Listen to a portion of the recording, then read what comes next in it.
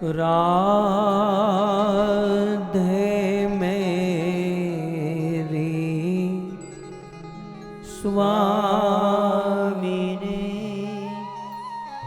मैं राधे को दास,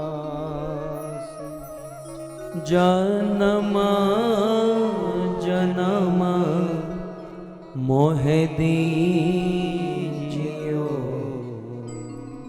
श्री वृंदावन वास। राधा तू बड़ भागिनी, कौन तपस्या की, तीनों लोक के नाथ है, सो तेरो वादी, सो तेरो वादी। जय राधा माधव कुंज बिहारी, राधा माधव कुंज बिहारी, जय राधा माधव कुंज बिहारी, जय राधा गाइए।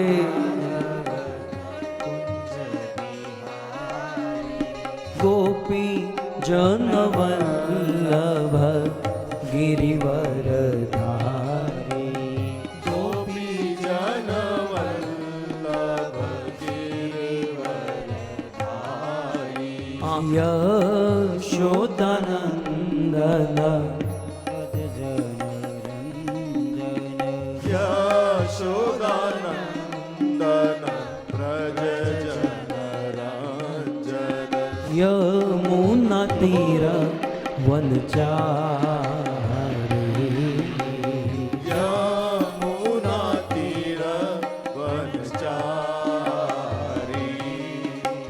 जय राधा माधव कुंज बिहारी, जय राधा माधव कुंज बिहारी, हरे कृष्णा हरे कृष्णा कृष्णा कृष्णा हरे हरे, हरे राम हरे राम राम राम हरे हरे, हरे कृष्णा हरे कृष्णा कृष्ण कृष्ण जय हो, हरे हरे, हरे राम हरे राम राम राम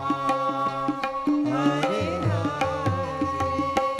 हरे कृष्णा हरे कृष्णा कृष्ण कृष्ण हो, हरे हरे, हरे राम हरे राम राम राम हरे हरे, हरे कृष्णा हरे कृष्ण कृष्ण कृष्ण हरे हरे, हरे राम राम राम हरे हरे।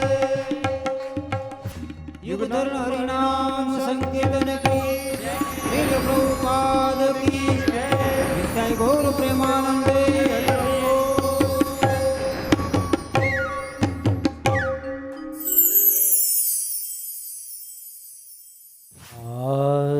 आराध्यो भगवान ब्रजेश तनय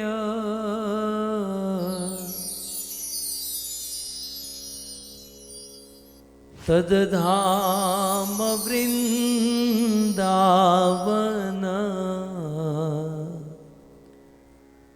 રમ્યા કાચિદુપાસના બ્રજબધો વર્ગેણયા કલ્પિતા શ્રીમદ્ભાગવતમ પ્રમાણમમલમ પ્રેમાપુમર્તો મહાન શ્રી ચૈતન્ય મહાપ્રભો મતમિદં તત્રાદરો નઃ પર યોऽન્ત પ્રવિશ મમ વા ચમિમાં પ્રસુપ્તાં સંજીવયત્યખિલશક્તિધરસ્વદામ્ના अन्यांश्च हस्तचरण श्रवणत्वगादीन् प्राणान्नमो भगवते पुरुषाय तुभ्यम् करारविन्दे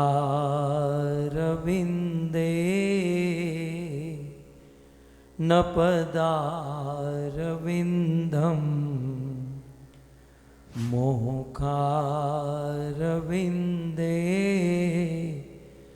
विनिवेशयन्तं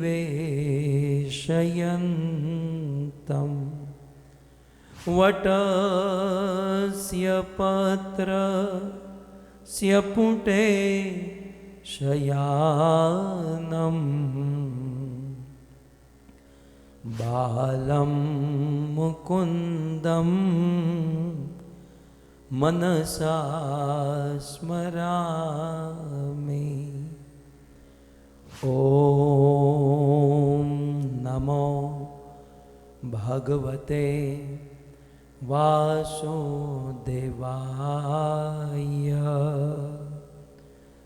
ॐ नमो भगवते वासुदेवाय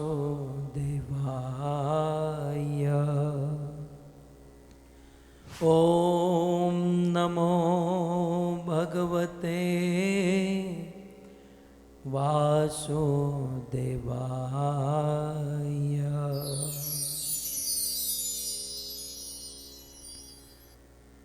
जय जय श्री राधा रमण जय जय नवल किशोर जय गोपी चित्तचोर प्रभु जय जय माखन चोर जय जय माखन चोर।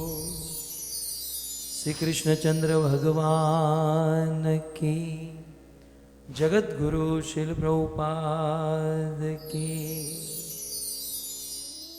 उपस्थित भगवत कथा अनुरागी पधारे हुए भक्त वृंद, इस सभा को परम सुशोभित करने वाले भागवत कथा रसिक वरिष्ठ भक्तगण, दूर दूर से देश विदेश से गोविंद टीवी, फेसबुक, यूट्यूब आदि के माध्यम से इस कथा का श्रवण करने वाले समस्त श्रोतागण एवं बड़े भाव और प्रेम से यह सुंदर भगवत कथा का आयोजन करने वाले अमेरिका निवासी पटेल परिवार श्री विनीता देवी दासी माता एवं उनका पूरा परिवार।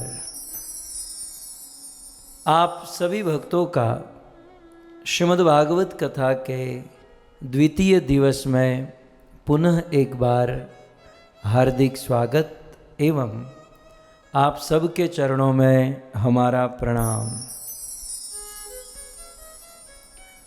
राधे श्याम, जय जगन्नाथ।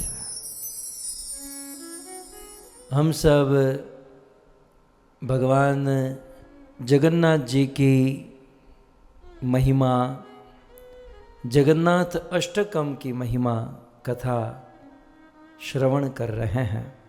आप सब जानते हैं हमारे भारतवर्ष में 4 धाम है, ओके?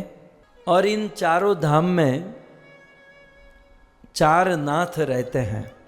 जैसे कि ईस्ट में, ईस्ट साइड मतलब उड़ीसा में नीचे भारत में जगन्नाथपुरी में जगन्नाथ रहते हैं, और हमारे ऊपर भारत में बद्रीनाथ धाम में भगवान बद्रीनाथ रहते हैं।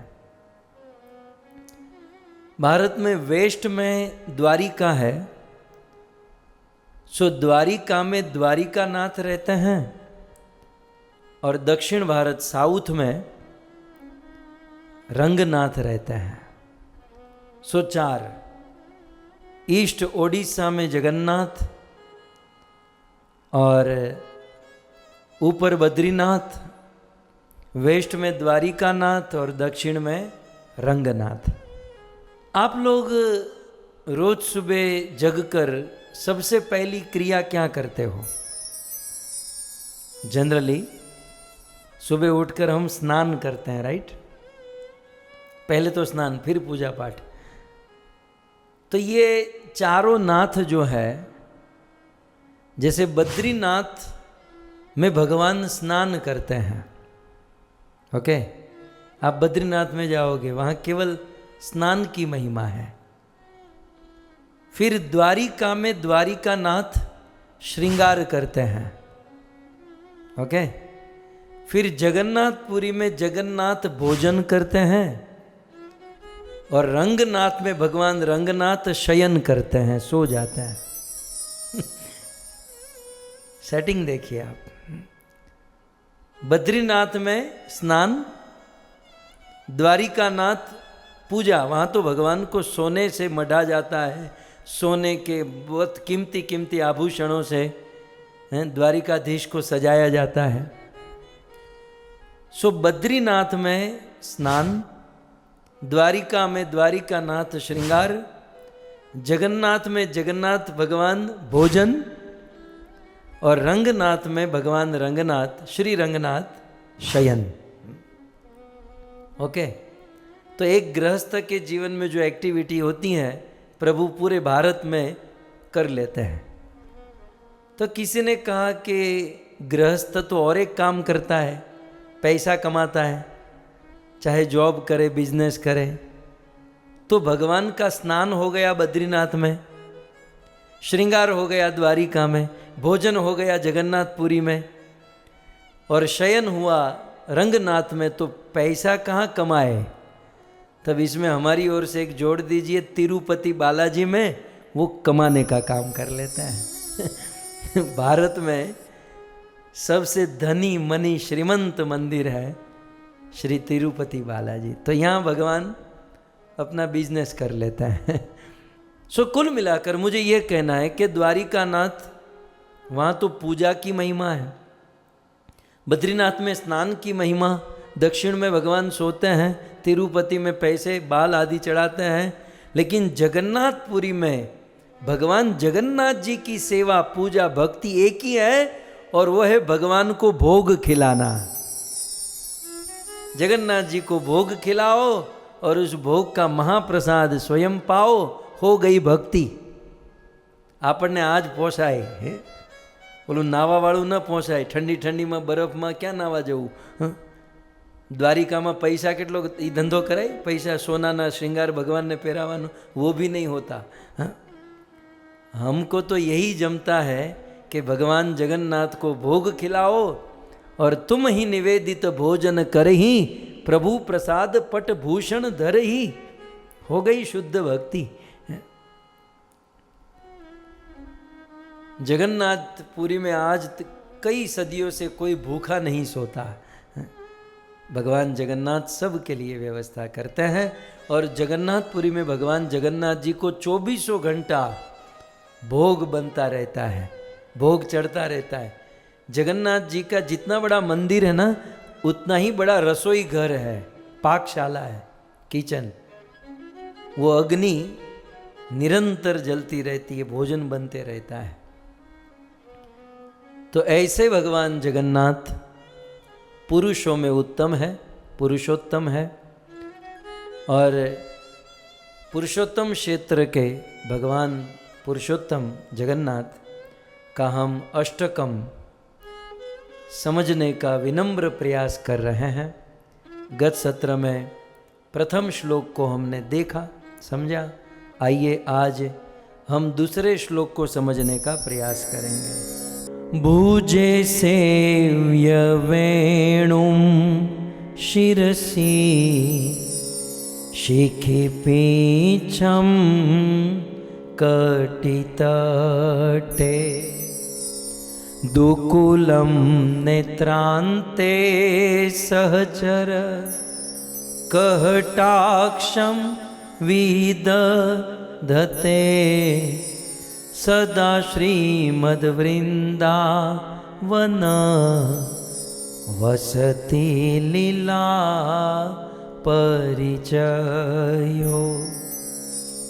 जगन्नाथ स्वामी नयन पथगामी भवतु मे। सो इस दूसरे श्लोक में श्रीपाद शंकराचार्य कहिए या श्री चैतन्य महाप्रभु कहिए, बहुत सुंदर वर्णन करते हैं। भुजे, भुजे माने भुजा, भुजा माने हाथ। ओके, तो भुजे मतलब दो भुजा। सो भगवान जगन्नाथ की भुजा है और उस दोनों भुजा में एक भुजा, कौन सी भुजा? भुजे सव्ये। अब ये सव्ये का अर्थ क्या है? भुजे माने भुजा, हाथ। सव्ये माने लेफ्ट, बायां, बायां हाथ। तो भुजे सव्ये माने भुजा, सव्ये माने बायां। अब आपको सव्ये माने बायां, भगवत गीता याद आ रहा है? कुछ दिवा बत्ती होता है। श्रीमद् भगवत गीता में कृष्ण ने अर्जुन को क्या कहा? निमित्त मात्र भव सव्य साची। अर्जुन को कृष्ण ने संबोधन दिया सव्य साची। ओके, और यहां पर भुजे सव्ये, अर्जुन को सव्य साची, यहां भुजे सव्ये। तो कृष्ण ने गीता में अर्जुन को सव्य साची क्यों कहा? वैसे अर्जुन राइटी थे, अर्जुन राइटी थे, राइट हैंड से बाण चलाते थे। लेकिन अर्जुन जितना अच्छा राइट हैंड से बाण चलाते थे, उतना ही अच्छा लेफ्ट हैंड से भी चला लेते थे। ओरिजिनली वो अर्जुन राइटी थे, लेकिन जितना राइटी बाण चलाते थे उतना लेफ्ट से भी चलाते थे। तो जनरली हमारे राइट हैंड में, यदि हम राइटी हैं तो हमारे राइट हैंड में जो पावर, जो ताकत होती है वो लेफ्ट हैंड में नहीं होती है ना। हम जब भी कोई काम करते हैं, कोई वजन उठाने का या कुछ भी, तो यदि हम राइटी है तो राइट हैंड पहले आगे बढ़ाएंगे।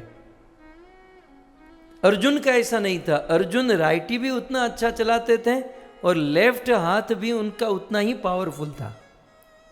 इसलिए अर्जुन को सव्य साची, लेफ्ट हैंड से, बाएं हाथ से भी जो बाण चलाने में समर्थ है, इसलिए अर्जुन को सव्य साची कहा। निमित्त मात्रम भव सव्य साची। ओके, तो सव्य शब्द मिल गया भगवत गीता से, लेफ्ट हैंड मतलब बायां हाथ। अब यहां पर आ जाइए, भुजे, जगन्नाथ जी की भुजा, कौन सी भुजा? सव्ये, बाई भुजा, लेफ्ट भुजा। ओके, तो भुजे सव्ये, बाई भुजा में क्या है? बोलो बोलो देखकर। वेणुम। जगन्नाथ जी की बाई भुजा में वेणु है। तो यहां पर इतना तो सिद्धांत क्लियर हुआ कि भगवान कौन से हाथ में बांसुरी पकड़ते हैं, राइट हैंड में कि लेफ्ट हैंड में? सो भगवान श्री कृष्ण लेफ्ट हैंड में, बाएं हाथ में बांसुरी उठाते हैं। सो भुजे सव्ये, भुजे सव्ये मतलब अन्वय के अनुसार सव्ये भुजे, बाई भुजा में वेणुम। भगवान श्री कृष्ण, भगवान जगन्नाथ वेणु धारण करते हैं, बंसरी धारण करते हैं। सो इतना एक शब्द है कि भुजे सव्ये वेणु। तो इस श्लोक में 2 लाइन में जगन्नाथ जी के रूप का वर्णन हुआ है, मतलब किस हाथ में क्या है, कैसे है। तो सबसे पहले भुजे सव्ये वेणु, बाई भुजा में वेणु धारण करते हैं। अब वेणु का नाम आए हैं और गोपियों को याद न करें।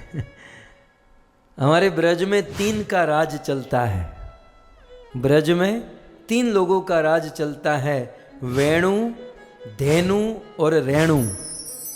रेणु ब्रज में भी है, वॉशिंगटन डीसी में भी है। वेणु, धेनु और रेणु। ब्रज में वेणु का राज है, धेनु का राज है और ब्रज की रज रेणु का राज है। सो भुजे सव्ये वेणु के ऊपर यदि हम थोड़ा सा कहें, गोपियों के उस वेणु गीत के एक श्लोक को हम याद करें,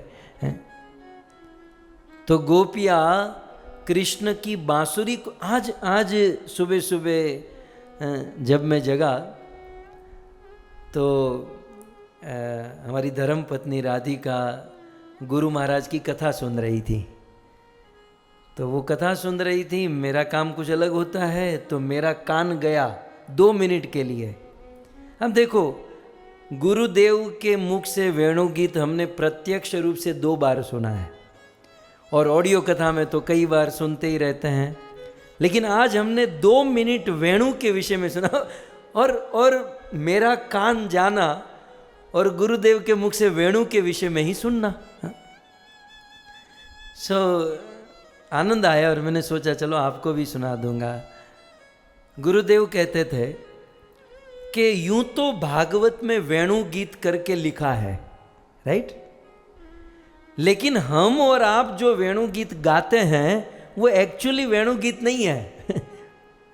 हम तो क्या, हम वेणु गीत में क्या गाते हैं कि भाई कृष्ण ने बांसुरी बजाई और बांसुरी से फिर गोपियों ने ये कहा, कृष्ण की बांसुरी ऐसी बजी वैसी बजी, दैट्स इट। कृष्ण की बांसुरी से सभी गोपियों के लिए अलग अलग मैसेज निकला, सभी गोपियों के लिए अलग अलग रस, अलग अलग भाव निकले। वो भाव या तो कृष्ण जानते हैं या गोपी जानती है। इसलिए व्यवहार के कारण हम लोग बोल लेते हैं कि वेणु गीत। एक्चुअल वेणु गीत जो है ना, ये मैंने आज गुरुदेव से सुना। मैं लगभग 50 बार कथा सुना हुआ होगा, लेकिन इस पॉइंट को आज मैंने मार्क किया जो गुरुदेव ने कहा कि वेणु गीत जो है वो व्यावहारिक रूप से हम और आप गा लेते हैं, बोल लेते हैं। और वेणु गीत में क्या बोलते हैं? कृष्ण की वेणु इतने प्रकार की है, कृष्ण की वेणु इतनी लंबी है, वेणु बांस से बनती है, वेणु रव है, वेणु कुंजन है, बस यही हम लोग सुनते हैं ना। लेकिन एक्चुअल वेणु में कृष्ण ने अपने अधर अमृत से क्या डाला, वो क्या मैसेज था, वो या तो कृष्ण जानते हैं या उस वेणु का जो रस जिस गोपियों को मिला वो जानती है। हम और आप तो केवल अपने मन को बहला लेते हैं कि वेणु सुनी। और इसलिए फिर गुरुदेव ने वहाँ पर कहा, आज ही मैंने सुना कि हमारे गुरु होते थे भाई श्री हनुमान प्रसाद पोद्दार, हमारे गुरु जी के गुरु। बोले हनुमान प्रसाद जी भगवान से प्रार्थना करते थे कि हे श्याम सुंदर कृष्ण, मुझे आपसे कुछ नहीं चाहिए, मुझे कुछ नहीं चाहिए, बस मुझे एक बार वेणु सुना दीजिए। जीवन भर तक उनकी एक ही कामना रही कि बस मुझे एक बार आप वेणु सुना दीजिए, मुझे उस वेणु का नाद सुनना है। मैं ये किस पॉइंट पर कह रहा हूं? जगन्नाथ अष्टकम के दूसरे श्लोक में भुजे सव्य वेणु, जगन्नाथ जी या भगवान श्री कृष्ण सव्य भुजे, अपने बाईं भुजा में, लेफ्ट हैंड में वेणु धारण करते हैं। और जब कृष्ण वेणु बजाते हैं तब गोपियां कहती हैं, गोपिय किम आचरयद अयम, अरे सखी तू ये तो बता कि इस वेणु ने, इस बंसी ने, इस मुरली ने ऐसा क्या आचरण किया है। गोप्य किम आचरयद अयम वेणु कुशलम स्म वेणु, इस वेणु ने ऐसा क्या किया है, ऐसा क्या आचरण किया है। इस वेणु ने ऐसी कौन सी तपस्या की है, ऐसा कौन सा व्रत जप तब किया है कि दामोदर अधर सुधाम अपि गोपी का नाम, जिस दामोदर भगवान श्री कृष्ण का अधर अमृत रस गोपियों को मिलना चाहिए। हम गोपी रात दिन कृष्ण से प्रेम करती हैं, कृष्ण के लिए फना हो जाती हैं, तो जिस कृष्ण के अधर ओष्ठ का स्पर्श या वह रस हम गोपियों को मिलना चाहिए, लेकिन हम गोपियों को न मिलकर भूंगते स्वयं यदविष्ट रसम हृदन्यो, कृष्ण के हृदय का रस वो केवल अकेली वो वेणु है, वह कृष्ण की बांसुरी पी लेती है। हृदयत्व चो अश्रु मुमुचु तरवो यथार्थ। और कृष्ण उस वेणु के पीछे पता नहीं क्या इस वेणु ने जादू किया है, क्या वेणु ने पागल कर दिया है। सो इस प्रकार से गोपियाँ अपने आप में एक सखी दूसरी सखियों को निवेदन करती थी। तब एक गोपी ने कहा कि मुझे ये पता नहीं चलता कि कृष्ण का नाम गोपीनाथ किसने रखा। सखी बता इसको गोपीनाथ कौन कहता है, इसका नाम गोपीनाथ किसने रखा। क्यों भाई, क्या कुछ प्रॉब्लम है? गोपीनाथ में कोई प्रॉब्लम है? बोले हाँ, ये कृष्ण गोपीनाथ नहीं, ये वेणुनाथ है। ये गोपीनाथ नहीं है, ये वेणुनाथ है। ये गोपीनाथ होते तो गोपियों के साथ रहते, गोपियों के साथ उठते बैठते, पता नहीं रात दिन इस वेणु के साथ ही उठते हैं, बैठते हैं, सोते हैं, एक पल के लिए भी वेणु को अपने से दूर नहीं करते हैं। और सखी इसको लज्जा भी नहीं आती है। वेणु जो है ना, एक्चुअली बंसी ये स्त्रीलिंग है, मुरली ये स्त्रीलिंग है, लेकिन वेणु जो है ये पुल्लिंग है। एक्चुअली व्याकरण के अनुसार तो नान्यतर जाती है, न स्त्री न पुरुष, लेकिन गोपी ने व्याकरण के अनुसार जोड़ दिया कि ये वेणु तो एक पुरुष है। ये पुरुष होकर रात दिन पुरुष के साथ पड़ा रहता है और उसी को अधरामृत स्पर्श ये सब देता है, इसको लज्जा भी नहीं आती है। किसी एक गोपी ने कहा कि ये वेणु कृष्ण को कितना नचाती है। इतना बड़ा गिरिराज गोवर्धन धारण किया, कृष्ण एक तिल मात्र भी हिले नहीं, डिगे नहीं। इतना बड़ा गोवर्धन पर्वत उठाया, लेकिन फिर भी कृष्ण झुके नहीं, हिले नहीं, डिगे नहीं। लेकिन जैसे ही वेणु हाथ में लेते हैं, एक नहीं अपने 3 अंगों से झुक जाते हैं, 3 अंगों से टेढ़े हो जाते हैं। ये वेणु तो कृष्ण को, कन्हैया को झुका देती है।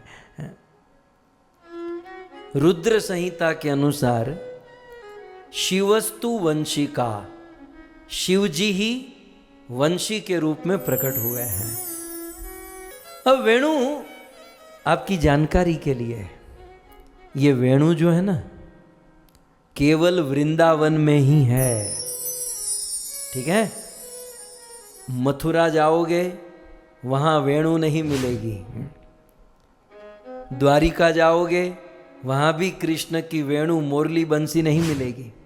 इवन आप वैकुंठ चले जाओ, वैकुंठ में भी वेणु मुरली बंसी नहीं मिलेगी। ये बंसी, ये वेणु एक और मात्र एक ब्रज में है, वृंदावन में है।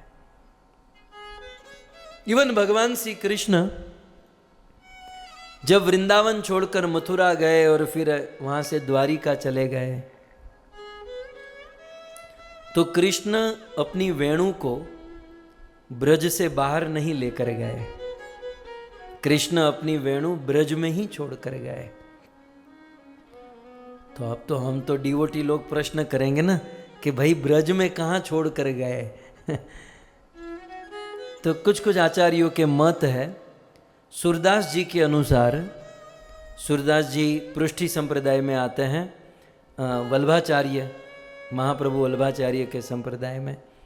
सो महाप्रभु वल्लभाचार्य या सूरदास जी के अनुसार कृष्ण ब्रज से जब बाहर गए तब अपनी वेणु यशोदा मैया को देकर गए।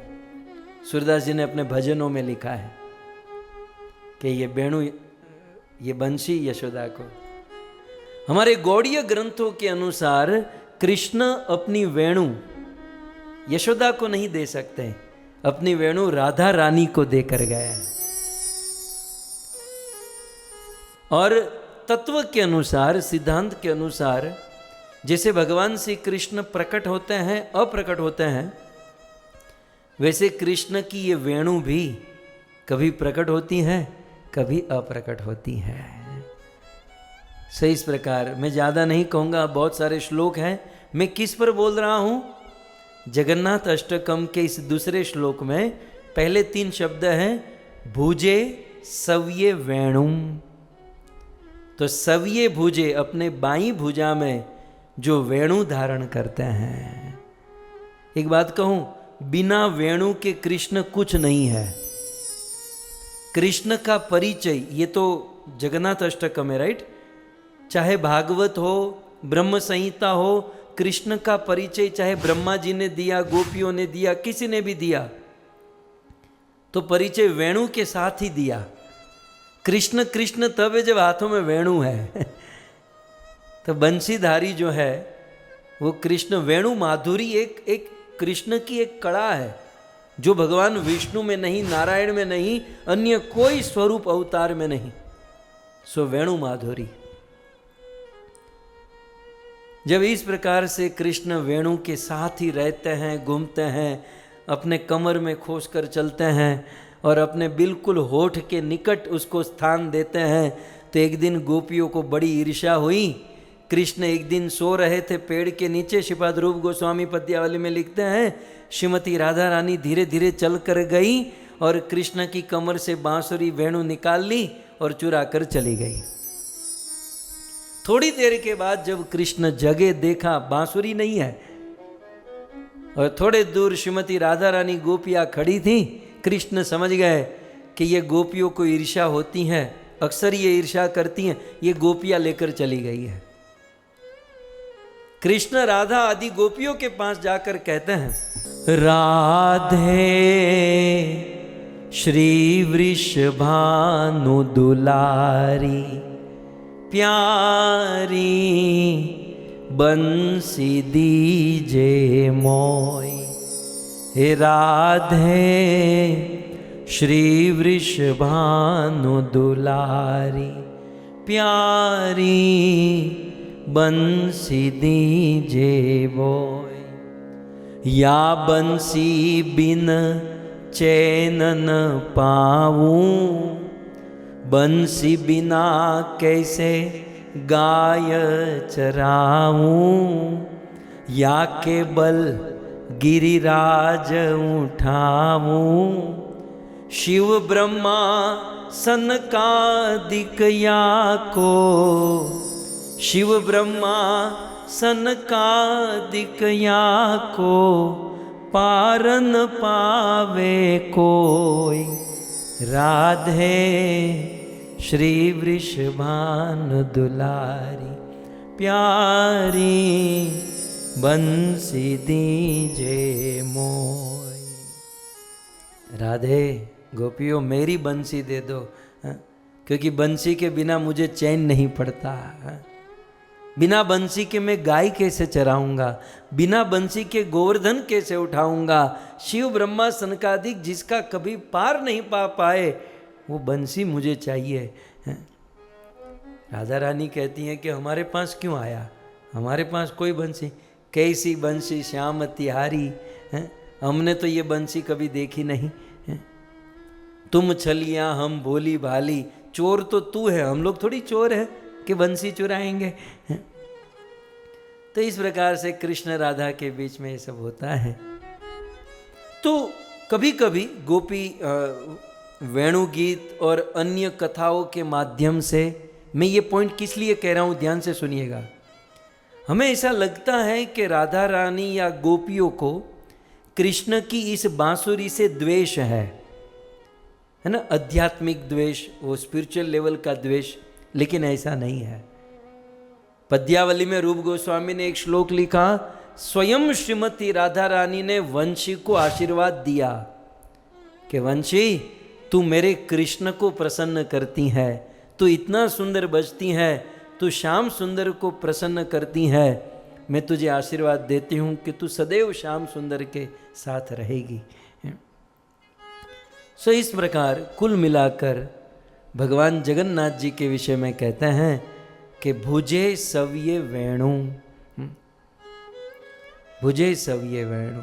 और ये वंशी, एक्चुअली वंशी जो है कृष्ण और गोपियों को मिलाने का काम करती है। उस जमाने में तो व्हाट्सएप नहीं था ना, मोबाइल था नहीं, जो भी था ये बंसी थी। कृष्ण जैसे ही बंसी बजाए गोपियाँ दौड़ी चली आए। सो भुजे सव्ये वेणु, तो ऐसी वेणु भगवान जगन्नाथ, भगवान श्री कृष्ण अपने बाएं हाथों में, लेफ्ट हाथों में धारण करते हैं। ओके, और आगे क्या धारण करते हैं, तो आगे कहते हैं शिरसी, शिरसी माने अपने सिर पर, शिखी पिच्छम, शिखी माने मोर, पिकॉक, तो शिरसी अपने सिर पर, अपने मस्तक पर, शिखी, शिखी माने मोर, पिकॉक, मोर के पिच्छम, पीछ को धारण करते हैं। ओके, तो पहले 3 शब्दों में हाथ की बात हुई, भुजे सेव्यम वेणु, लेफ्ट हैंड में बांसुरी वेणु, और शिरसी सिर पर, शिखी पिच्छम माने, शिखी माने मोर और पिच्छम माने पांख। तो अपने मस्तक पर कृष्ण मोर पंख धारण करते हैं। बहुत सुंदर, भगवान श्री कृष्ण अपने मस्तक पर बालों का जूड़ा बनाते हैं। जूड़ा जानते ना, हे गुजराती वो जूड़ो खबर तमने, अंबोडो, आ माता अमर ते अंबोडा बोले माते। तो कृष्ण अपने बालों में ऐसे सीधा, ऐसे यहाँ पर बालों का जूड़ा बनाते हैं, और उस बालों के, उस जूड़े में भी बहुत सुंदर मोती की माला ऐसे कवर करते हैं, और फिर बिल्कुल जूड़े में बीचों बीच शिखी पिच्छ, मोर का पंख भगवान श्री कृष्ण धारण करते हैं। अच्छा, कृष्ण मोर पंख ही धारण क्यों करते हैं? कबूतर का पंख धारण कर लेते, कृष्ण काले हैं, कौवे का ब्लैक ब्लैक मैचिंग कर लेते, मोर पंख ही क्यों? तो इसके बहुत सारे कारण हैं। 1-2 कारण बता दूं कि एक तो मोर में काम वासना नहीं होती, आप सब जानते हैं ना। 84 लाख की योनियों में प्रजनन की जो प्रक्रिया है वो मैथुन से ही होती है, लेकिन एक ऐसी योनि है मोर, उनका प्रजनन काम वासना से नहीं होता। वो मोर और मोरनी के मिलन से वो संतान अंडे आदि नहीं होते, उनमें काम वासना होती ही नहीं है। जब वर्षा ऋतु आती है, बादल गरजते हैं, मोर को आनंद होता है, अपनी कड़ा करता है, उस समय मोर के आंखों से आंसू गिरते हैं और मोरनी उस आंसू को ग्रहण करती है और उसे गर्भ रहता है और वो बच्चे को जन्म देती है। सो ये मोर पक्षी काम वासना से शून्य है। तो कृष्ण ये मैसेज देना चाहते हैं कि इस संसार में जो काम वासना से मुक्त हो चुका है उसे मैं मेरे मस्तक पर धारण कर लेता हूँ। शिरसी शिखी पिच्छ, मैं मेरे सिर पर उसे मेरा सरताज बना लेता हूँ जो ये काम वासना से मुक्त हो जाता है। कृष्ण मोर पंख क्यों धारण करते हैं? एक दिन राधा रानी कृष्ण से रूठ जाती हैं और कृष्ण राधा को मनाने का बहुत प्रयास किए। राधा रानी नहीं मानती। फिर वहाँ पर एक मोर आया और मोर ने नृत्य किया। मोर को देखकर कृष्ण ने नृत्य किया। और फिर कथा बहुत लंबी है, लेकिन मोर के कारण कई घंटों से रूठी हुई राधा रानी मान गई। तब कृष्ण को राधा रानी की दुखती नस हाथ में आ गई। बोले ये बंदी जो है श्रीमती राधा रानी जो है ये रूठती हैं, तो ये मोर जो है ना उसको मनाने में थोड़ा इजी रहता है, इसलिए कृष्ण मोर पंख धारण कर लिए। अब तो इसकी ज़रूरत बहुत पड़ेगी मनाने में, इसलिए मोर पंख धारण करते हैं। और मोर पंख इसलिए धारण करते हैं, चक्र जी कहते हैं कि ये मोर की पाँख, जिसे पक्ष कहते हैं, पक्ष की पात। मोर पंख क्या है? मोर एक पक्षी है और पंख को पात कहते हैं। तो ये क्या है? पिछ, पक्षी की पात, पक्षपात। तो इसे एक आचार्य ने अर्थ निकाला कि अपने मस्तक पर पक्षी की पात रखकर कृष्ण दिखाना चाहते हैं कि मैं पक्षपाती हूं, मुझे कोई भूत नहीं चढ़ा है कि मैं समदर्शी हूं, समोहम सर्व। नहीं, मेरे जैसा पक्षपाती दुनिया में कोई नहीं है। दिखने में तो लगता है समोहम, गीता में भी डायलॉग बाजी तो बहुत कर दी है, समोहम सर्वभूतेषु न मे द्वेष्योस्ति न प्रियोस्ति ये भजन्ति तु माम भक्त्या। गीता में कहते हैं ना समोहम। रामायण में राम जी कहते हैं सब मम प्रिय मम सब उपजाया, सब पर मोर बराबर दाया। बोलने में तो कितनी बड़ी बड़ी बात है, लेकिन ये प्रभु जो बोलते हैं वो दिखाई नहीं दे रहा है। समुद्र मंथन के प्रसंग में मुझे बताइए, जितनी मेहनत देवताओं ने की थी उतनी मेहनत असुरों ने की। जितने देवता लगे थे उतने ही बेचारे असुर लगे थे। कुछ देर के लिए हम और आप असुरों का पक्ष ले ले तो ये गोपियां भी कुछ इस प्रकार से कृष्ण को कहती हैं, बेचारे असुरों ने तुम्हारा क्या बिगाड़ा था? जितनी मेहनत देवता ने की उतनी असुर ने की, जितने देवता जुटे थे उतने असुर जुटे, जितने पढ़े लिखे देवता थे उतने पढ़े लिखे असुर थे, सब कुछ समान चल रहा था। तो फिर प्रभु आपने अमृत देवताओं को पिलाया, असुर को क्यों नहीं पिलाया? पक्षपात। आप पक्षपाती, वो आपका पाखा ही दिखाता है। शिखी पीछ, शिरसी शिखी पीछ, मतलब किसी भी गाड़ी में और कहीं पर वो लोगो नहीं होता है, वो लोगों से ही पता चल जाता है कि ये कंपनी कुछ इस टाइप की होगी। तो कृष्ण का ये जो पक्ष है, पक्षपात, कृष्ण दूर से ही दिखा देते हैं कि भाई अपन पक्षपाती है। नहीं तो मुझे बताइए, बाली ने राम जी का क्या बिगाड़ा था? तो मुझे एक पॉइंट कोई बता दो।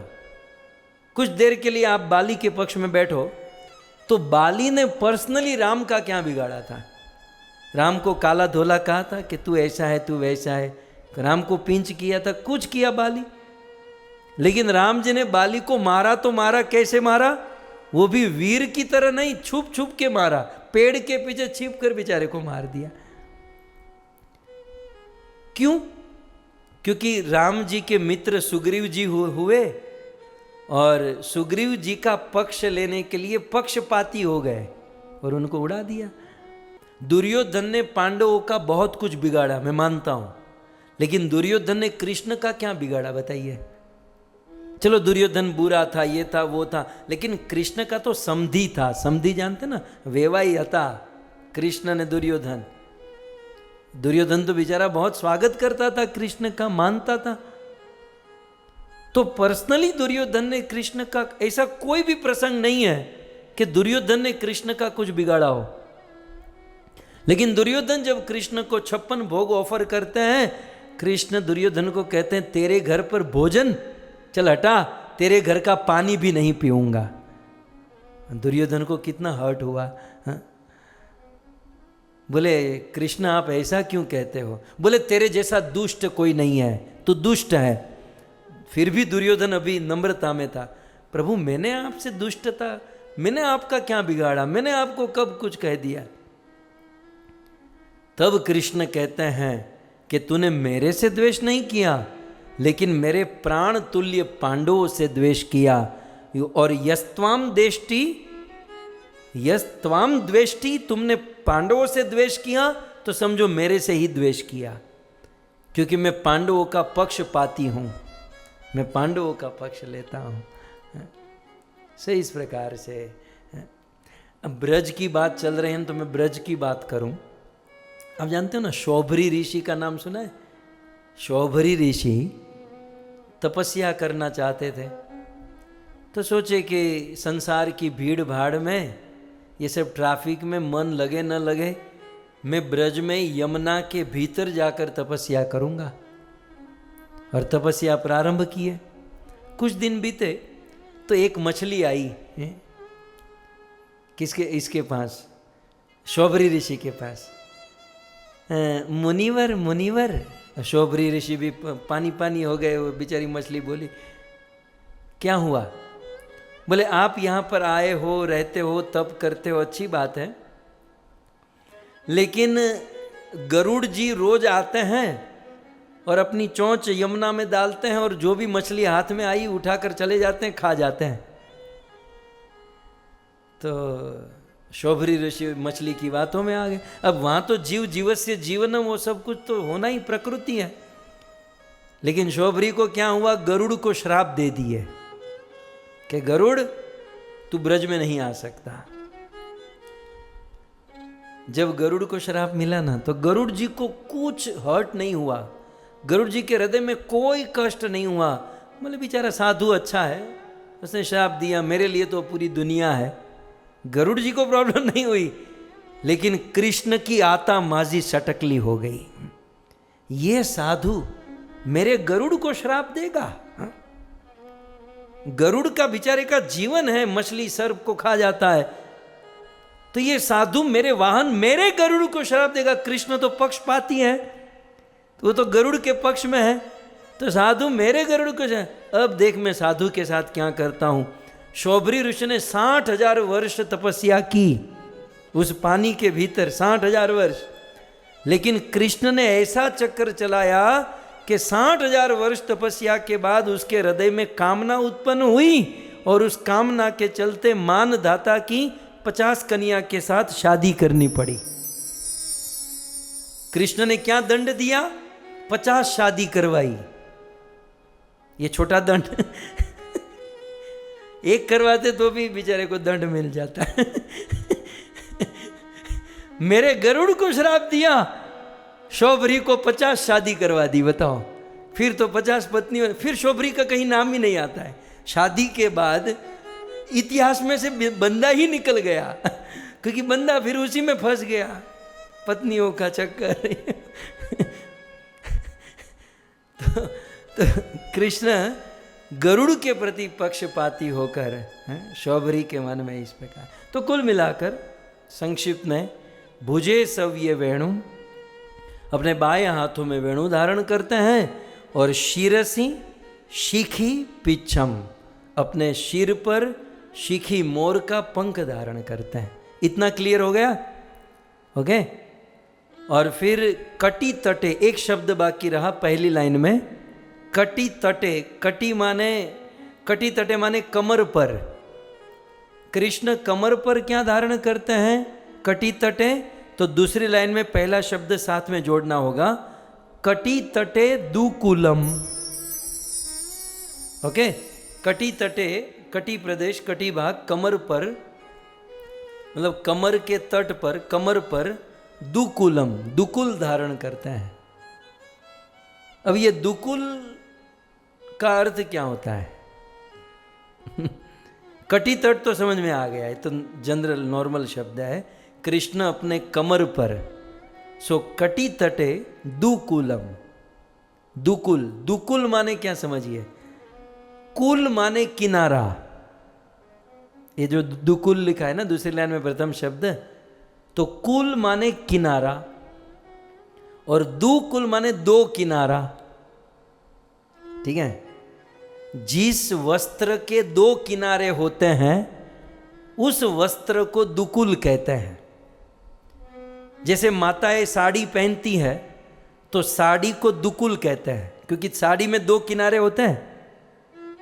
अच्छा, ये पंजाबी सूट, ये पंजाबी ड्रेस पहना, उसको दुकुल नहीं कहेंगे, क्योंकि उसके किनारे कहाँ होते हैं, तो गोल हो जाता है ना, उसको दर्जी सी लेता है, तो वो दुकुल नहीं है। दुकुल माने गमछा, जैसे गमछा होता है।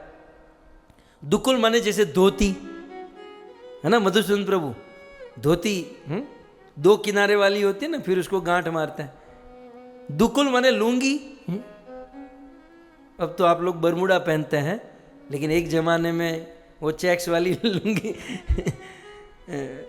हमारे भाई लोग वाली लुंगी पहनते थे, तो उसमें भी दो कुल होता है। सो दुकुल माने खेस, लुंगी, धोती है।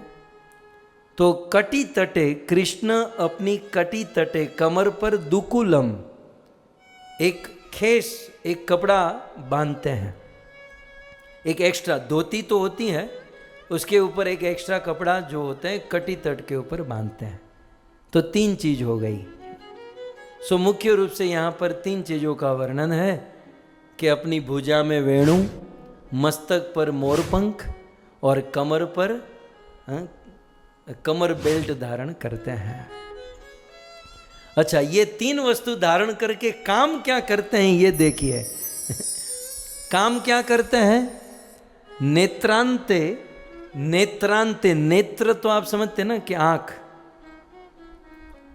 नेत्र माने आंख, अंते माने ये आंखों का अंत जो लास्ट भाग होता है, मतलब आंख की वो तिरछी, मतलब यहां आंख के अंत से।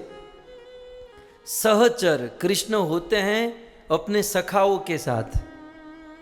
कृष्ण जब गैया चराने जाते हैं तो सहचर सखाओं के साथ होते हैं, सखाओं के साथ चलना घूमना। गोपियां तो इसमें भी ईर्ष्या करती हैं। गोपियां रोते हुए कहती हैं कि सखी सखी हम लोग ये गोपी बन गई ना, यही सबसे बड़ी प्रॉब्लम है। ब्रह्मा जी ने हमको ये स्त्री का शरीर दिया, गोपियों का शरीर दिया, यही सबसे बड़ी प्रॉब्लम है। यदि हम ये सखा बने होते, ये गोप सखा बने होते तो 24 घंटा कृष्ण के साथ रहते, उनके साथ खेलते कूदते आनंद करते। ये गोपी का शरीर है इसलिए। तो कृष्ण सखाओं के साथ होते हैं, लेकिन सखाओं के बीच में होकर भी सखाओं को पता न चले, हैं, सखाओं को पता न चले, ऐसा क्या करते हैं? अपनी नेत्र के अंत से, तिरछी नजर से कटाक्षम गोपियों की ओर कटाक्ष करके देखते हैं। तो सहचर सखाओं के साथ विचरण करते हुए जब कोई गोपी देखी तो नेत्र के अंत से, अपनी आंखों के यहां पर अंत से कटाक्ष करते हुए विदधते, वो देखते हैं। और कृष्ण की एक कटाक्ष गोपी को घायल करके गिरा देती है, धड़ाम करके गिरती है। तब सखा लोग देखते हैं, अरे भाई क्या हुआ? सखा को पता है कि तेरी बाजू में जो खड़ा है ये वो तीर चला रहा है। इसलिए गोपियां कहती हैं, हमारे ब्रज में लिखा है, कजरारी तेरी आंखों में क्या भरा हुआ कुछ टोना है। हे कृष्ण, तेरी कजरारी आंखों में ऐसा क्या जादू भरा है, ऐसी क्या जड़ी बूटी है? कजरारी तेरी आंखों में क्या भरा हुआ कुछ टोना है। तेरा तो हसन औरों का मरण, अब जान हाथ से खोना है। क्या खूब हुसन बयान करूं, ये सुंदर श्याम सलोना है। श्याम सखी प्राण धन जीवन, तू ब्रज का एक खिलौना है। सो भगवान श्री कृष्ण अपनी नेत्रांते सहचर सखाओं के साथ विचरण करते हुए कभी गोपी को देखते हैं तो नेत्र के अंत से कटाक्षम विदधते, विदधते माने कटाक्ष करते हैं, कटाक्ष करके विदधते देखते हैं। श्री चैतन्य महाप्रभु इस बात को समझाते हुए गंभीरा में स्वरूप दामोदर और रामानंद राय को बहुत सुंदर कहते हैं। चैतन्य चरितामृत के ये सुंदर प्यार है। भूषणेर भूषण अंग ताहे ललित त्रिभंग, भूषणेर भूषण अंग ताहे ललित त्रिभंग, तार ऊपर भूधनु नर्तन।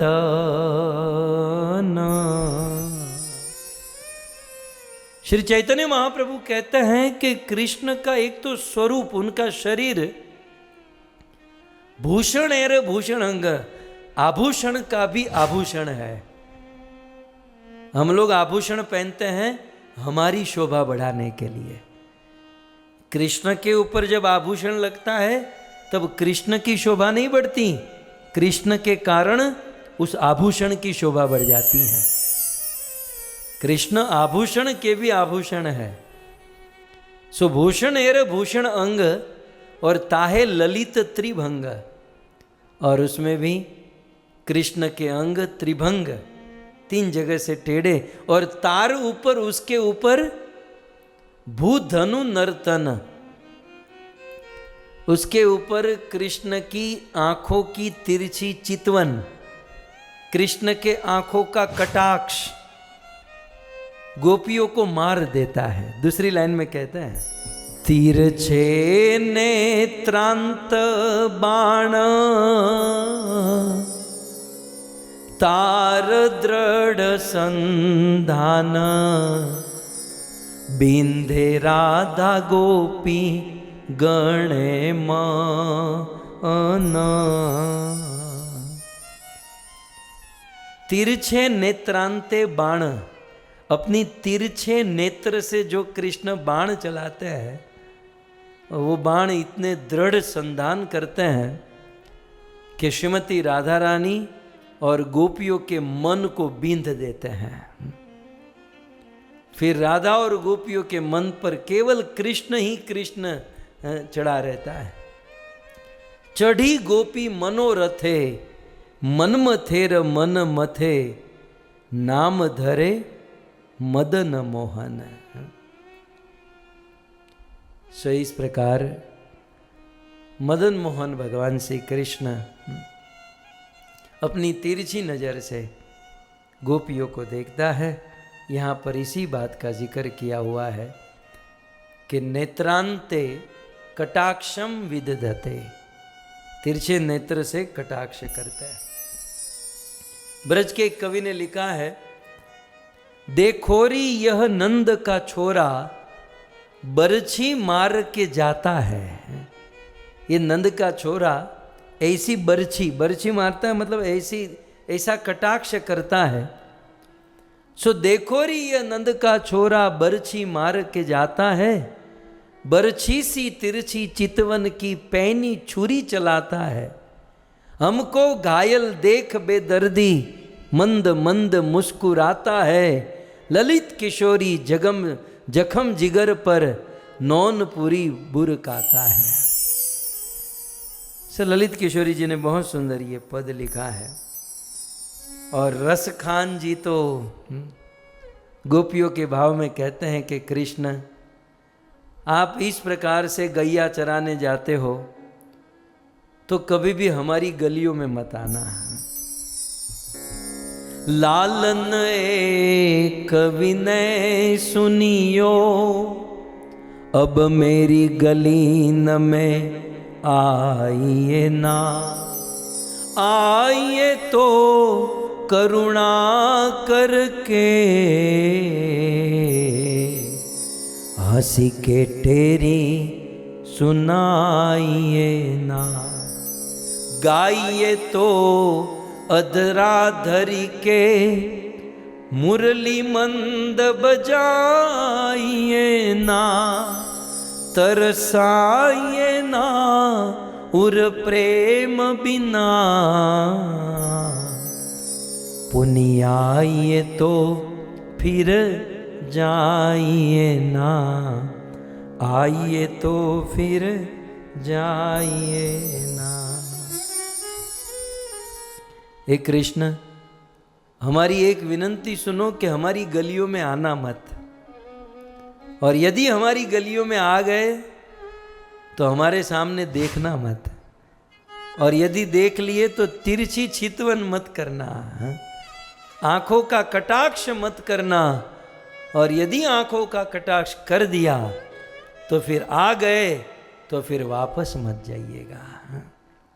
तो इस प्रकार से भुजे सव्य वेणुम शिरसी शिखी पिछम और कटी तटे दुकुलम, और नेत्रांते आंखों से गोपियों पर तिरछी नजर से वो देखते हैं।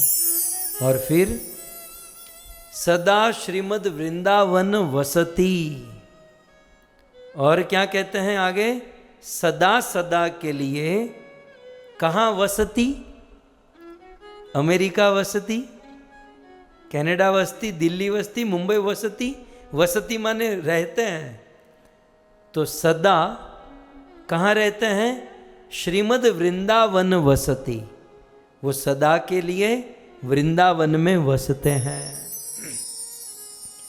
यहां पर सदा तो आप समझ रहे हैं, सदा तो हिंदी में भी सदा होता है, संस्कृत में भी सदा, सदा के लिए, लेकिन वृंदावन को क्या कहते हैं, श्रीमद वृंदावन।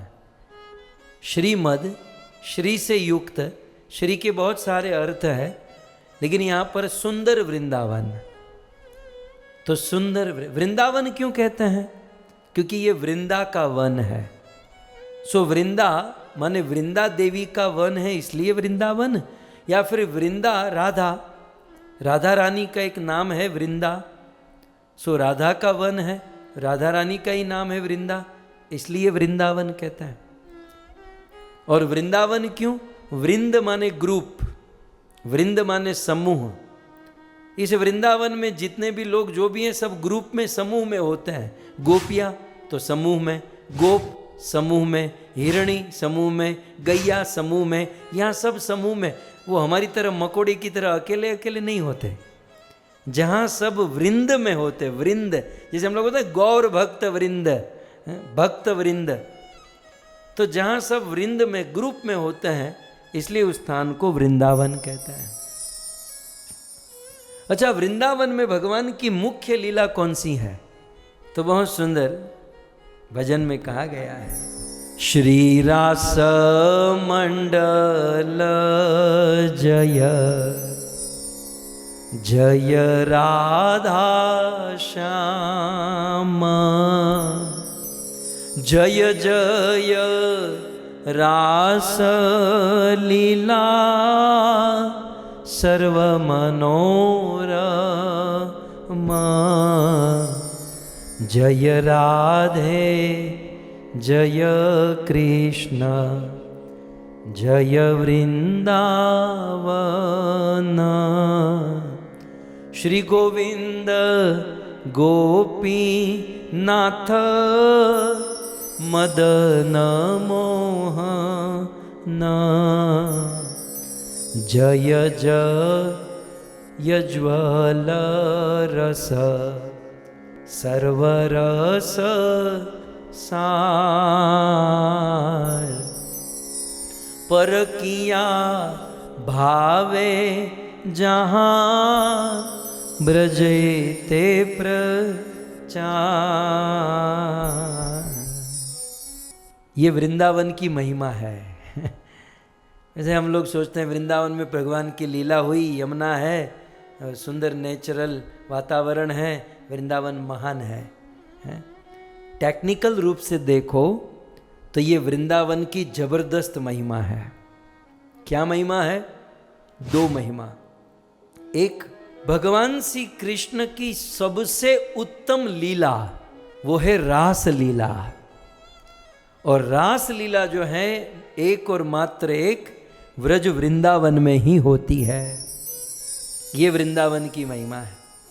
दूसरा, सबसे ऊंचा रस कौन सा है? जैसे वात्सल्य, साख्य, माधुर्य। अच्छा, माधुर्य में भी बहुत सारी कैटेगरी है, माधुर्य में भी वेरिएशन है। सो माधुर्य में भी उन्नत उज्ज्वल रस, उसमें भी स्वकिया पर किया। एक तो विप्रलंब रस, विप्रलंब में भी स्वकिया पर किया। सो पर किया जो सबसे ऊंचा रस माना जाता है, और वह पर किया केवल भौम वृंदावन में ही संभव है। सो वृंदावन की ये दो जबरदस्त महिमा है कि सबसे श्रेष्ठ रासलीला वृंदावन में होती है और पर किया रस वृंदावन में होता है। सो ऐसे वृंदावन में सदा श्रीमद वृंदावन वसती। हमारे भगवान कहाँ रहते हैं सदा के लिए?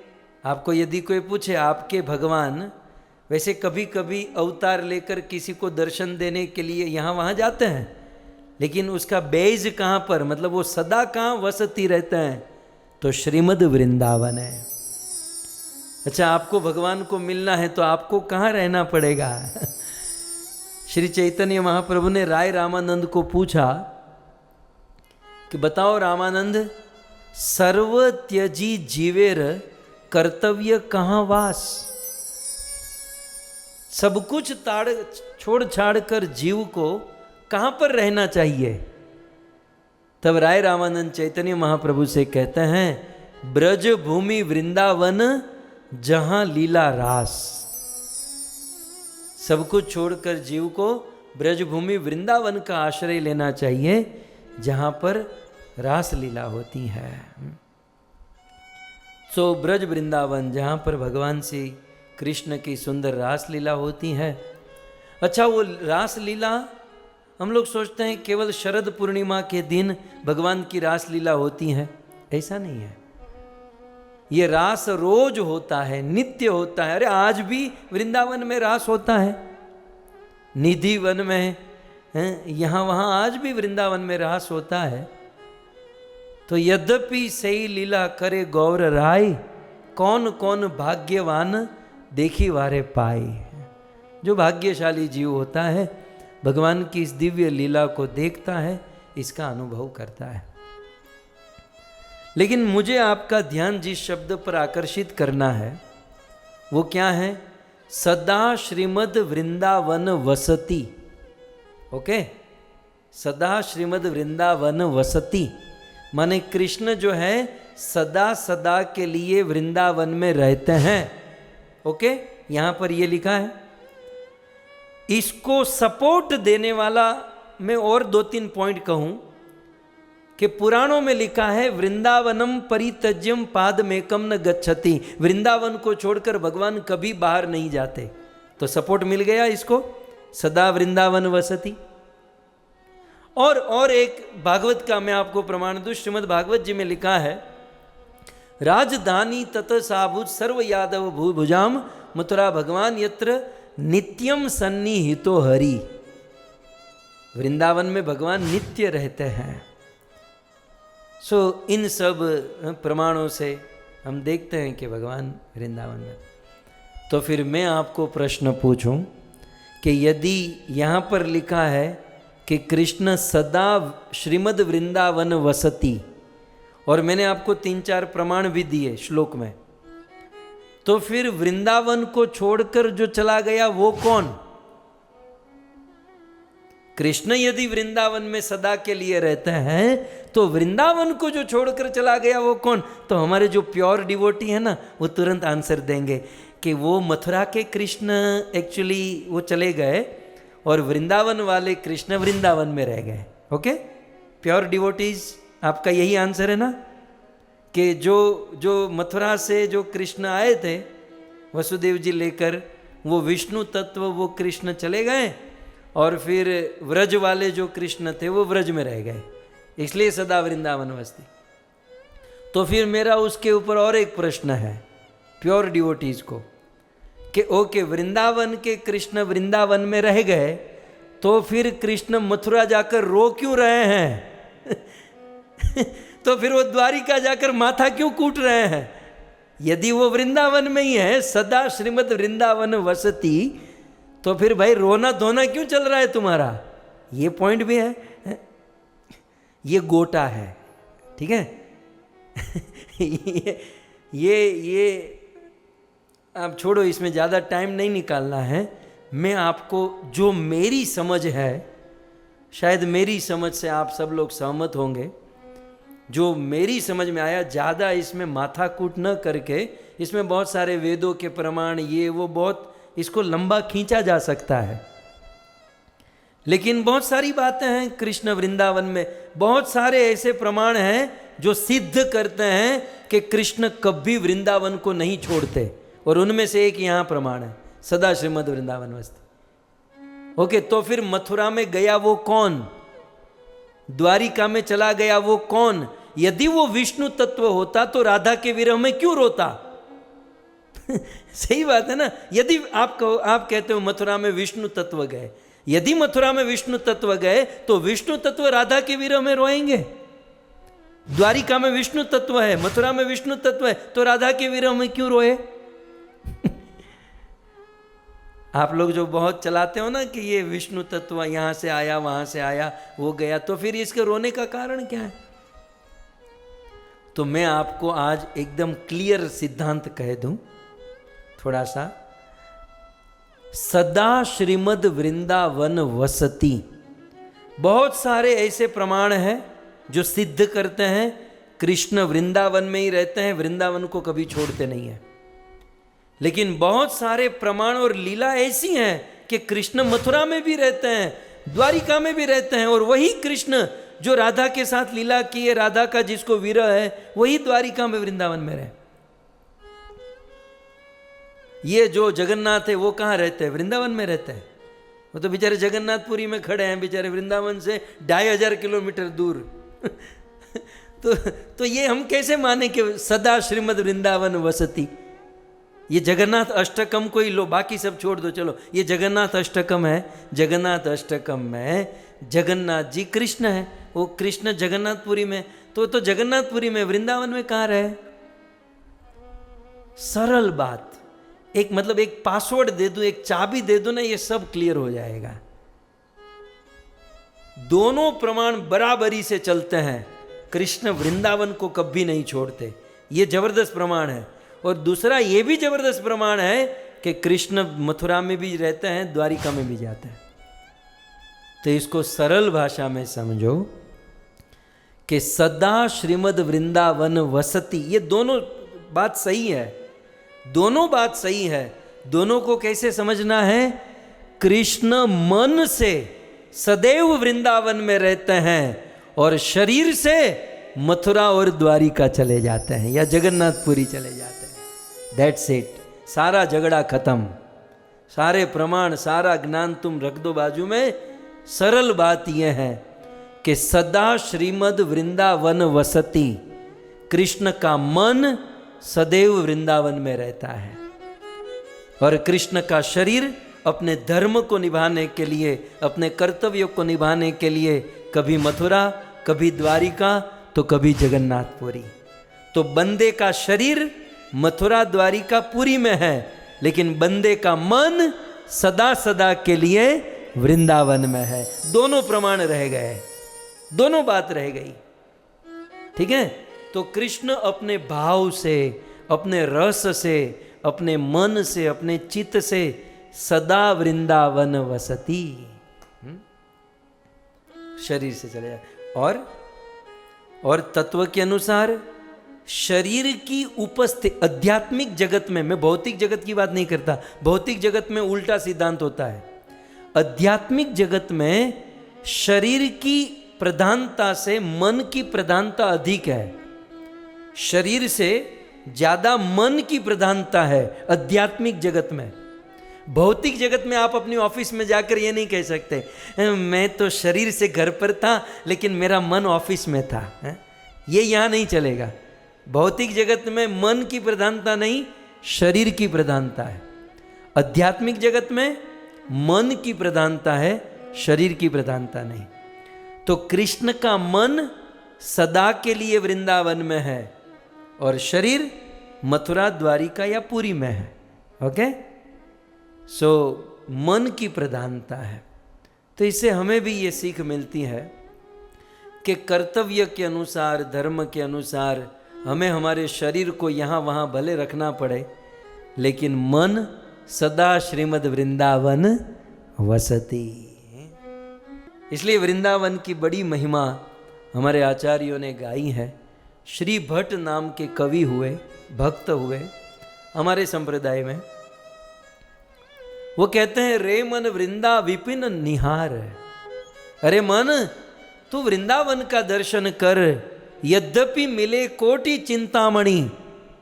वृंदावन के बाहर करोड़ों करोड़ों रुपये, पैसे, डॉलर मिल जाए, करोड़ों चिंतामणि मिल जाए, तदपि न हाथ पसार।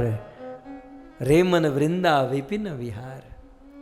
विपिन राज सीमा के बाहर, इस विपिन राज, इस वृंदावन के सीमा के बाहर यदि तुझे भगवान मिलते हैं, फिर भी उसकी ओर मत देख। हमें कृष्ण चाहिए ना, तो वृंदावन के अंदर चाहिए। वृंदावन के बाहर वाला कृष्ण हमने नो खपे, हमको खपता नहीं है। कृष्ण यदि खपता है तो वृंदावन वाला कृष्ण। सो विपिन राज सीमा के बाहर, हरिहु को न निहार। रे मन वृंदा विपिन निहार। सो इस प्रकार सदा श्रीमद् वृंदावन वसती। ओके, तो सदा श्रीमद् वृंदावन में वसती रहकर क्या करते हैं? लीला। ओके, लीला शब्द सिंपल है। सदा श्रीमद् वृंदावन में वसती रहकर क्या करते हैं? लीला करते हैं। स्वयं लीला करते हैं और लीला के साथ क्या करते हैं? उस लीला का प्रचार करते हैं। परिचयो माने दुनिया के लोगों को कृष्ण अपनी लीला का परिचय कराते हैं। ओके, तो सदा श्रीमद् वृंदावने वसती, सदा के लिए वृंदावन में रहते हैं, रहकर लीला करते हैं और फिर लीला का परिचय कराते हैं, लीला का प्रचार करते हैं। ऐसे जगन्नाथ स्वामी नयन पथगामी भवतु में। ऐसे जगन्नाथ भगवान मेरे नयन पथ में आ जाइए। तो ये हुआ दूसरा श्लोक। ठीक है, आई होप, आशा करता हूँ कि आप सबको ये दूसरा श्लोक समझ में आ गया। आइए अब तीसरे श्लोक की ओर आगे बढ़े।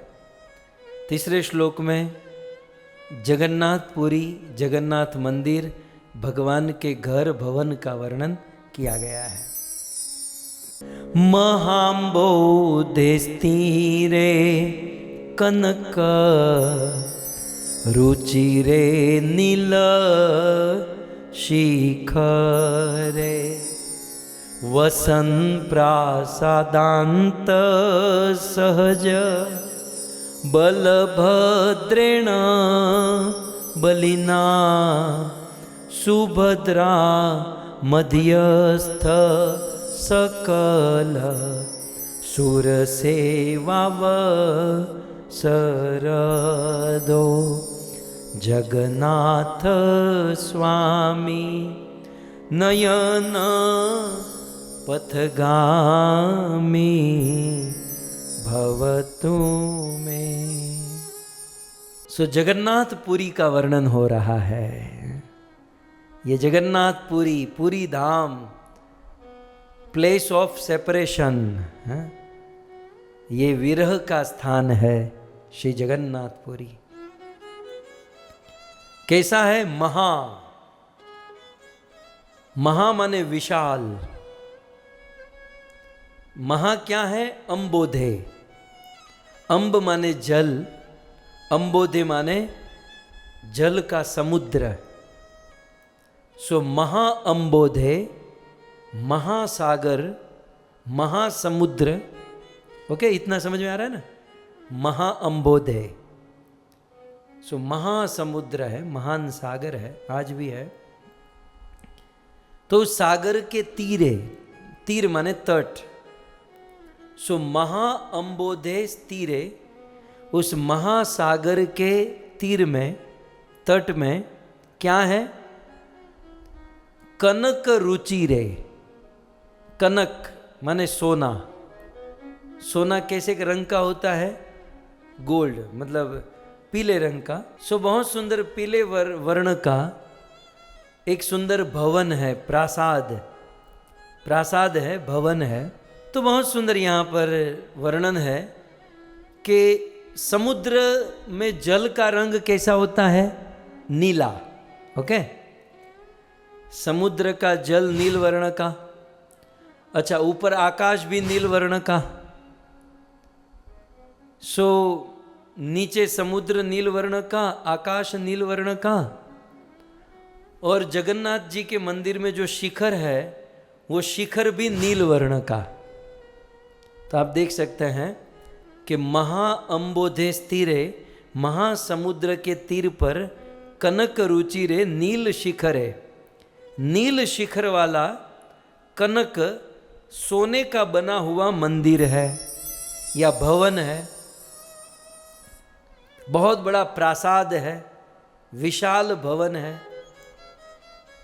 सो बहुत सुंदर सोने से बना हुआ ये भवन है। एक्चुअली ये भवन विश्वकर्मा ने बनाया था। महाराज इंद्रद्युम्न, सतयुग की ये बात है। महाराज इंद्रद्युम्न की कथा में स्कंद पुराण में हम सुनते हैं कि महाराज इंद्रद्युम्न ने ये सारा उपक्रम रचा और विश्वकर्मा के द्वारा ये सुंदर मंदिर आदि बना, और ब्रह्मा जी ने इसका ओपनिंग किया था। सो महासमुद्र के तीर पर कनक रुचिर गोल्ड पीले रंग का एक भवन है। उस भवन के ऊपर नील वर्ण का शिखर है, सुंदर नीले वर्ण का शिखर है। वसन भगवान वहाँ पर रहते हैं, उस प्रासाद में रहते हैं। तो वसन प्रासाद, वसन माने बसते हैं, रहते हैं। कहाँ? प्रासाद में, उस भवन में। कैसा भवन है? कनक रुचिरे। कनक माने सोने का भवन है, रुचिर माने सुहावना, मन को आकर्षित करने वाला, रुचिकर। वो सोने से बना हुआ भवन जिस पर नील वर्ण का शिखर लगा है। और उस भवन में एक शब्द है, आप देखेंगे, वसन प्रासाद। प्रासाद के अंतः माने एकदम अंतःपुर में। आज भी आप जगन्नाथपुरी में, जगन्नाथ मंदिर में जाओगे तो बहुत सारे मंडप आते हैं, पहला मंडप, दूसरा मंडप, तीसरा मंडप। जगन्नाथ जी तो एकदम अंदर होते हैं, इसलिए यहां पर शब्द है अंतः। प्रासाद अंत, उस प्रासाद, उस भवन के बिल्कुल अंतःपुर में भगवान जगन्नाथ रहते हैं। अकेले रहते हैं? नहीं, सहज बलभद्रेण बलिना, बलराम जी के साथ, सुभद्रा जी के साथ रहते हैं। मतलब ये जॉइंट फैमिली है। भगवान ये सिखाते हैं, अकेले अकेले मत जियो मरो, सह परिवार में रहो, जॉइंट फैमिली में रहो, ताकि बच्चों में संस्कार आए, हम भी मर्यादा में रहे। तो यहाँ बहुत सुंदर वर्णन है कि भगवान जगन्नाथ बहुत बड़े महल में, सोने के महल में, नील शिखर में, उस प्रासाद, उस भवन के अंतःपुर में रहते हैं। किसके साथ रहते हैं? बलभद्रेण, बलभद्र के साथ। सो बलवान बलभद्र के साथ रहते हैं, लेकिन रहते हुए झगड़ा करके रहते हैं हम लोगों की तरह। रोज उठ के झगड़ा, रोज उठ के मतभेद मनभेद नहीं, प्रेम से रहते हैं। इसलिए कौन सा शब्द लिखा है? सहज, सहज। सो भगवान जगन्नाथ अपने बड़े भाई के साथ सहज रूप से रहते हैं। मुंह बिगाड़ कर, मुंह चढ़ा कर, झगड़ा करके नहीं, सहज रूप से। बहुत सुंदर अंडरस्टैंडिंग है छोटे भाई और बड़े भाई के बीच में।